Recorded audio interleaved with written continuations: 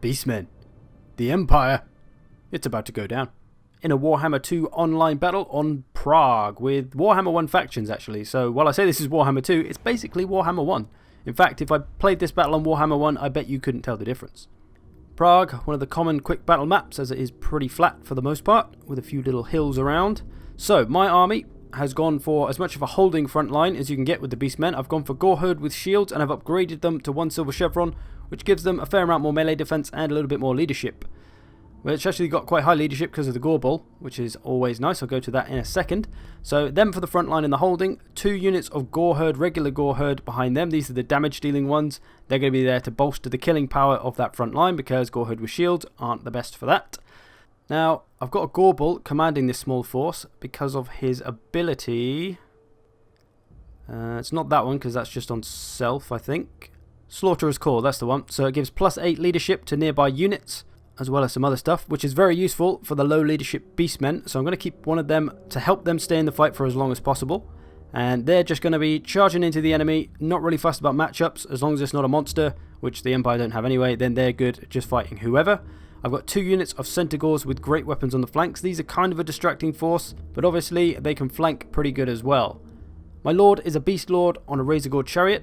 I wanted to have him on a chariot because he is the cheapest Lord. He is the most, well, the worst basically, so I put him on a chariot, makes him a little bit safer. Now on the left is the real power of this army, my Minotaur flanking Death Force. Very similar to my Skaven build where I use Rat Ogres on one side with Skaven Spears. I'm basically doing that just with some Ungor Spears in front. These are the cheapest spearmen you can get. But they're going to protect the Minotaurs from any charges and just tie up any units they need to help those Minotaurs get the flanking done. So my plan is very simple. Charge up, hold on with the frontline units, flank around with the Minotaurs, and flank around with the Centaurs, and just absolutely overrun the Empire in a true Beastmen fashion. So that's what we're going to look to do. Now for the Empire army, they've got a unit of Pistoliers out on the right side here, as you've probably noticed, and then they also have the same on the left side, or their right side, my left side. Pistoliers though, still not a unit I can really get behind. I wouldn't use them myself. I think they're very underpowered. They don't do a lot of damage. They take damage very easily themselves. Just not a great unit. Better off spending the money on some more Empire Knights like he has 1 unit of here. He also has a Hellstorm rocket battery all the way back here, which is in a bit of a random position all by itself. Not very well defended, so a bit risky there. Behind his main army, he does have 2 cannons, which he's currently aiming at my Gore Bull, I believe. Hellstorm rocket battery, a bit random out there by itself. Really no sense in that at all that I can figure out, but there you go. So his front line anyway is 2 units of halberds in the middle, 1 unit of swordsmen and then spearmen on the edge, and he's got exactly the same on the other side, swordsmen and then spearmen on the edge. So he's got kind of an organised front line. He's gone very anti-large, of course, a wise move against the Beastmen, as there are plenty of beasts that will wreck your shit if you're not careful. 2 units of crossbows for his missile wants. He's got Arch Lector on a horse is his general. He's also got a lone Amber Wizard just on foot, and then 1 unit of great swords right at the back. So quite a balanced army, heavy on the anti-large of course with the spears, which like I say, not a bad choice against the Beastmen generally, but there are definitely other things to worry about from the Beastmen as well, like numbers and speed, and some of their infantry can be pretty good in the right situation. My poor Gore Bull has been smashed back by the cannon, nearly got him again there. He's trying to catch up with that frontline unit. They're about to engage, they're marching towards the front line. My cavalry coming around the flanks, no problem. My chariots chasing off the Pistoliers. My heavy Minotaur force coming around, going to avoid the spears, going to get into these swordsmen, going to absolutely ruin them. The spearmen think I'm going to run straight into them. Of course, I'm just going to go right around them, let my spearmen get into them. These cavalry are going to get a little charge on my Minotaurs, which is fine. I've got the anti-large Minotaurs right here to deal with those cavalry. He's going to bring the spearmen over, which I didn't notice right away, so he's got a little bit on me there. Going to pull these Minotaurs back as the halberdiers just came over, and I do not want my Minotaurs messing with them. My other unit of Goreherd though is going to charge through the centre, get these halberdiers, tie them up, stop them getting after my Minotaurs. God, there's a lot going on. My cavalry went straight around the side, got into the artillery, getting rid of them easy times. My chariot, I'm just charging him around, going into missile units, going to try and keep him on the move. Of course, don't want him to settle down. I'm going to charge into the next missile unit. Skadoosh. So yeah, we're overrunning them at the moment. My Minotaurs I'm keeping on the move. I found a nice gap for them to get through. Going to get them into the back of these great swords, and they're going to absolutely ruin them. They've broken on the right. I'm overrunning them on the left. My Minotaurs have pulled back. One of them's still fighting though, trying to get them away from the spears. Run away, lads. So lots going on, lots of heavy flanking attack from me, just absolutely overrunning them in true Beastmen fashion. Centaurs getting into the missiles now. It's all just a mess for the Empire. Chariot still on the move, he's got 39 kills so far, not too shabby. Their general's being wavered. He's fighting the Gorbel. That's just a terrible decision. He's surrounded by Minotaurs. A Gorbel. Oh, it's just a bad day for the Archlector. So this battle has been a thorough overrunning from the Beastmen. Lots of white flags from the Empire. They could not withstand the Beastmen this day. Now, I wanted to make a bit of a point with this battle.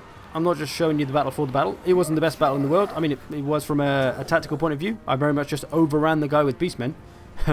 Which is pretty much how the Beastmen roll, and is awfully fun, I must say.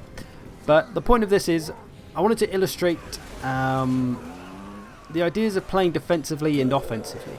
Coming with a game plan and trying to impose that plan on your enemy, and just sitting back and letting the enemy do what he wants to you, and you just trying to react to it. There's a very big difference in those two playstyles. We'll get to that in a further second. Let's just have a look at the old kills a minute. I do love a good kill count.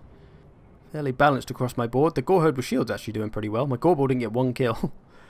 The artillery of the enemy we kept to very minimal kills, and this is a big thing about online, is more than one unit of artillery is really not a good idea online. You can work that in campaign and it'll work nicely, but in online, especially against the Beastmen who run up on you so quickly, lots of artillery is a bad move.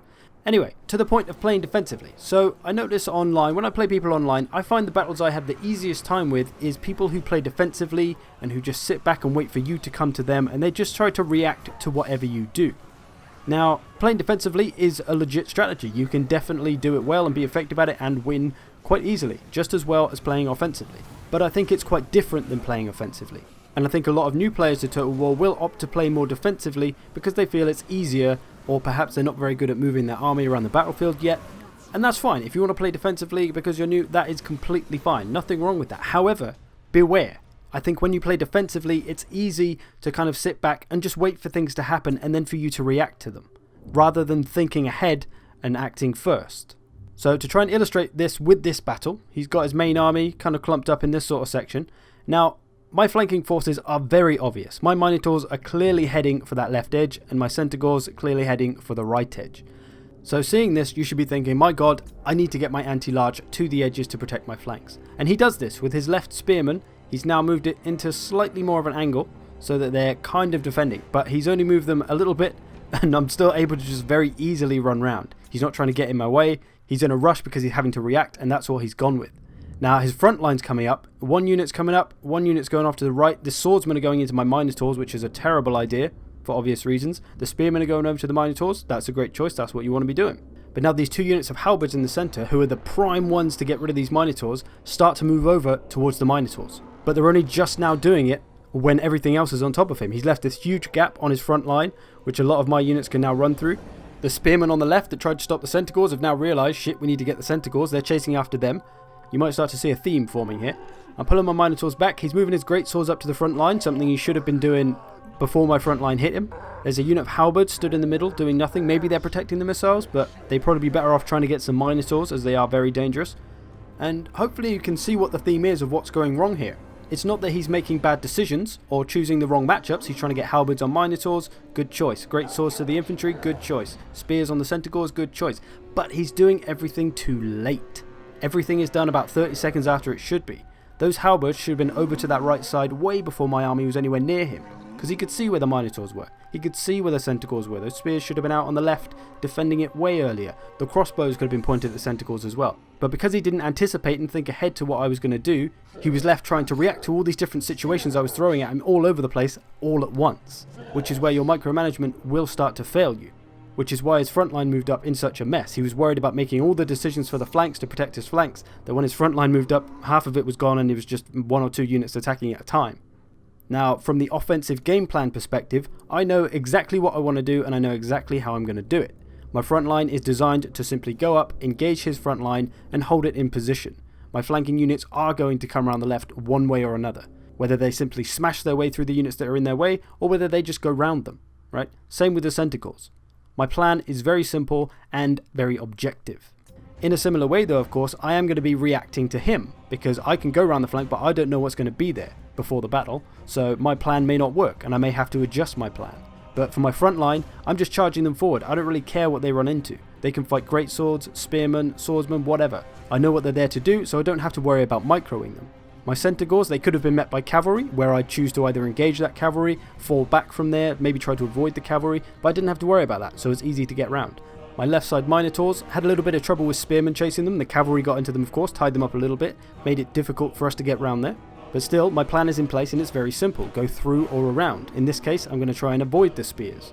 But for him, because he wasn't planning, he tried to do it on the fly as the situation approached him. So he thought, shit, I'll move my halberdiers over there. Great. And then, oh crap, I've got a hole where the halberdiers were. Okay, I'll put the greatswords in there. Cool.